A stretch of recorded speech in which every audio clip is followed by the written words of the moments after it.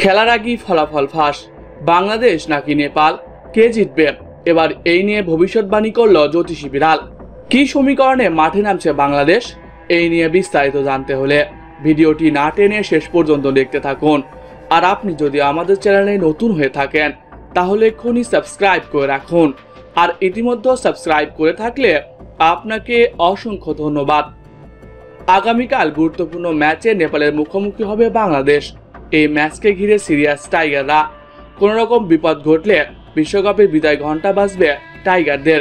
যে সমীকরণে ঝুলে আছে বাংলাদেশের বিশ্বকাপ ভাগ্য তা এক নজরে আপনাদের জানিয়ে দেওয়ার চেষ্টা করছি।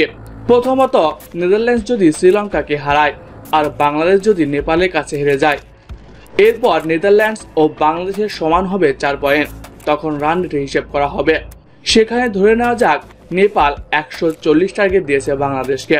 সেখানে বাংলাদেশ যদি 53 রানে হেরে যায় তাহলে বাংলাদেশ বিশ্বকাপ থেকে বাদ পড়বে। অন্যদিকে নেদারল্যান্ডস যদি শ্রীলঙ্কার বিপক্ষে আগে ব্যাট করে আর সেখানে যদি 15 রানের বেশিতে ম্যাচ জিতে যায় তাহলে বিশ্বকাপের দ্বিতীয় রাউন্ডে যাবে নেদারল্যান্ডস। সেই হিসেব বিবেচনা করলে এখান থেকে বাংলাদেশ দ্বিতীয় রাউন্ডে চলে যাওয়ার সম্ভাবনা অনেক বেশি। এছাড়া বৃষ্টির কারণে যদি ম্যাচ পরিত্যক্ত হয় তাহলে বাংলাদেশ দ্বিতীয় রাউন্ডে চলে যাবে। তবে এবার এই নিয়ে ভবিষ্যৎবাণী করেছে জ্যোতিষী বিড়াল। তিনি জানান এই ম্যাচে নেপালকে হারিয়ে দিবে বাংলাদেশ।